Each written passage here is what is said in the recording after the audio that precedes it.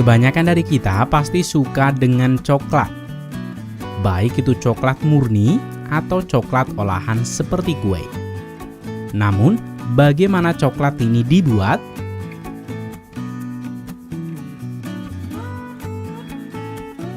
Coklat yang kita suka semuanya berawal dari biji kakao yang diolah dengan proses yang menyerupai kopi.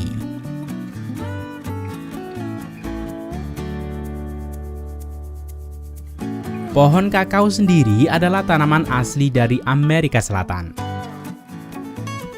Tetapi sekarang ditanam di berbagai kawasan tropika. Tanaman kakao yang ditanam di perkebunan pada umumnya adalah kakao jenis Forastero atau kakao lindak, Criollo atau kakao mulia, dan hibrida, yaitu hasil persilangan antara jenis Forastero dan Criollo.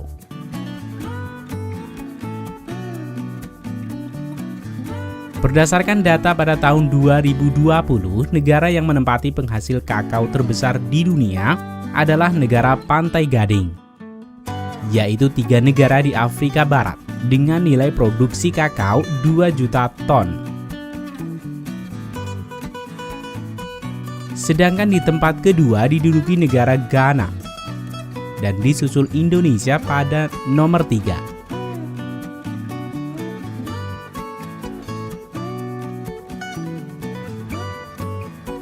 Pada liputan kali ini kita akan mengunjungi proses perkebunan kakao dan juga proses pengolahan coklat. Episode ini juga bagian dari request sahabat semua yang telah menuliskan di kolom komentar.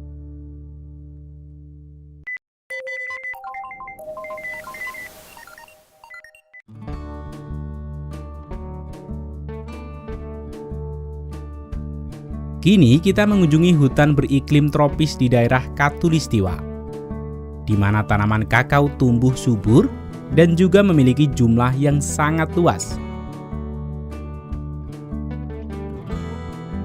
Secara umum, tanaman kakao tumbuh baik di daerah dataran rendah beriklim basah. Tanaman kakao dapat mentolerir terhadap pH rendah dan memiliki curah hujan tahunan yang rendah.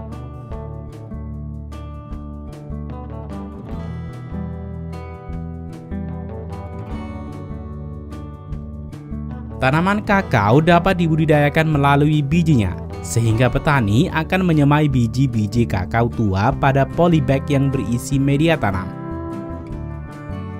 Kemudian menyiram dan menempatkannya di rumah pembibitan, serta menghindarkannya terkena matahari secara langsung. Namun sayangnya budidaya kakao melalui bijinya perlu waktu 2 hingga 3 tahun untuk pohon mulai menghasilkan buah kakao. Oleh karena itu, petani akan menggabungkan dengan teknik okulasi atau juga dengan teknik sambung pucuk, di mana teknik ini dapat menawarkan bibit yang dapat mulai berbuah pada umur 9 bulan.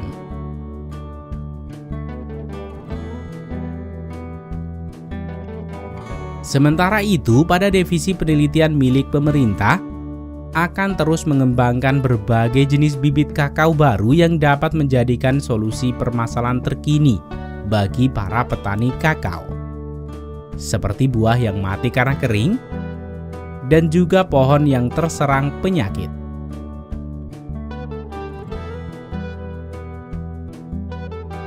Hasil dari bibit unggulan ini akan dibagikan dengan cara mengirim batang pohon untuk digunakan sebagai bahan okulasi atau sambung pucuk.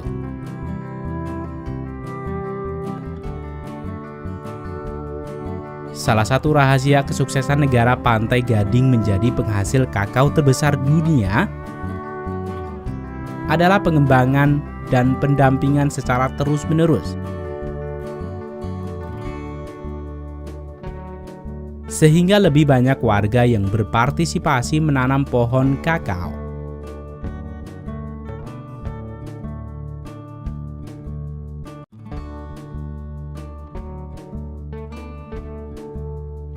Salah satu usahanya adalah penyediaan bibit unggul secara gratis di perkebunan pembibitan milik pemerintah dan juga perusahaan eksportir. Pohon kakao dapat mencapai ketinggian 10 meter. Akan tetapi, petani akan membatasi tinggi pohon untuk tidak lebih dari 5 meter dengan mengarahkan tajuk tumbuh menyamping dan meluas.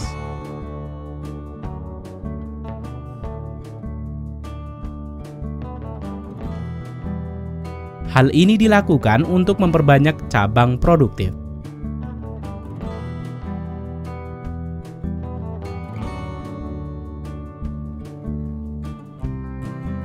Bunga kakao sempurna berukuran kecil dengan diameter maksimum 3 cm. Penyerbukan bunga kakao biasanya dilakukan oleh serangga dan terjadi pada malam hari. Namun untuk menghasilkan lebih banyak bakal buah, petani juga kerap membantu penyerbukan ini secara manual.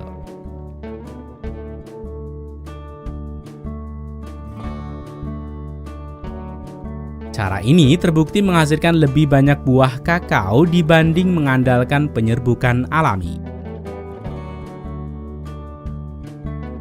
Setelah petani berhasil membantu penyerbukan bunga tanaman kakao, petani perlu menunggu 175 hari untuk mulai memanennya.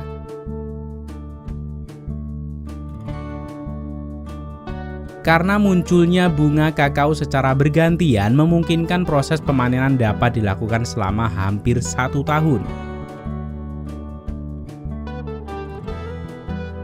Pemanenan kakao biasanya dilakukan dengan tangan.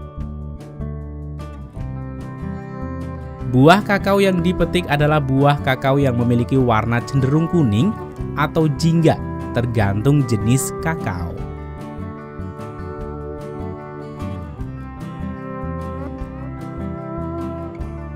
Pada proses pemanenan buah kakao, biasanya dilakukan secara kelompok melalui 2 tahapan proses.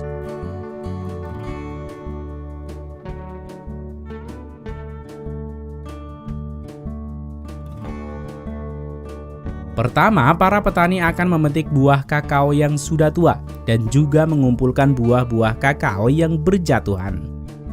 Kemudian mengumpulkannya menjadi satu.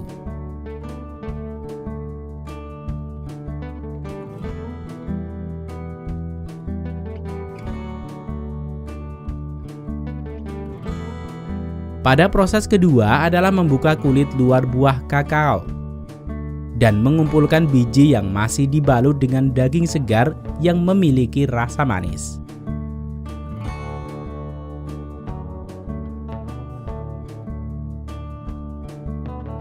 Setelah semua biji segar ini terkumpul, beberapa petani akan membuat fermentasi alami secara manual untuk menyingkirkan daging buah kakao yang masih menempel pada bijinya.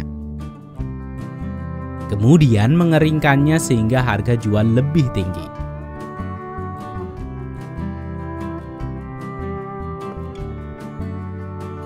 Namun di sisi lain lebih banyak petani yang akan menjual dalam kondisi segar seperti ini kepada para tengkulak.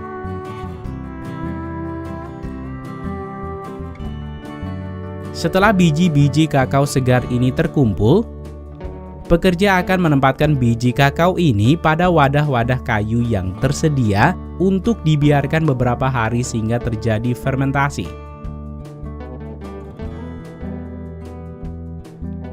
Selama proses fermentasi ini, biji dan daging buah berkeringat dan suhu naik drastis.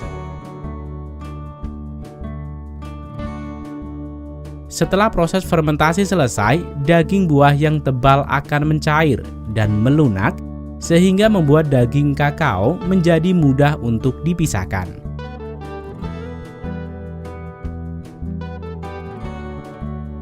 Kemudian biji kakao ini akan dicuci dengan air untuk menghilangkan daging kakao.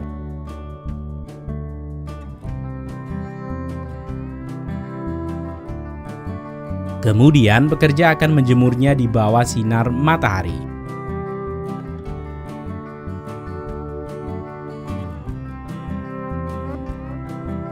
Pengeringan di bawah sinar matahari lebih baik daripada pengeringan dengan cara buatan, karena tidak ada rasa asing seperti asap atau minyak yang menempel.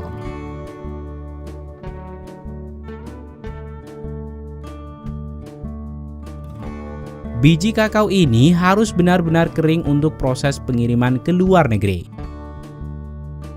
Umumnya, biji-biji kakao ini akan diekspor dalam karung goni.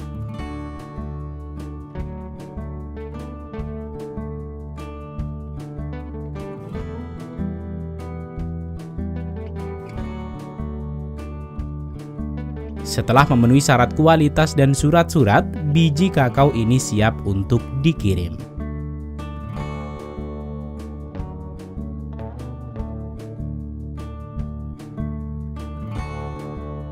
Sementara itu, pada pabrik pengolahan coklat di Swiss, karung-karung biji kakao ini akan diperiksa kualitasnya. Kemudian mengkategorikan jenis kakao berdasarkan daerah tumbuhnya.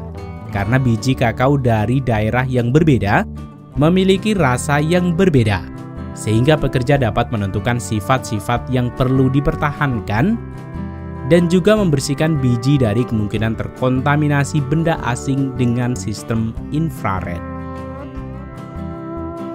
Kemudian pekerja akan memasukkan biji kakao ini ke mesin sangrai otomatis yang akan mengeluarkan air dalam kakao, sehingga kelembaban di dalam kakao akan menguap.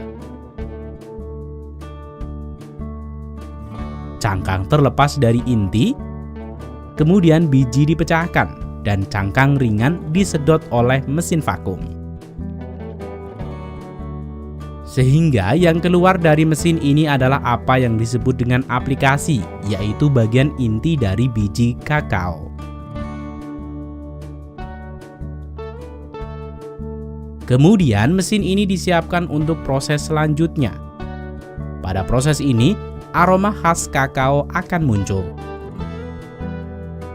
Hasil akhir dari mesin ini adalah kakao kental, sehingga memungkinkan untuk disimpan sementara.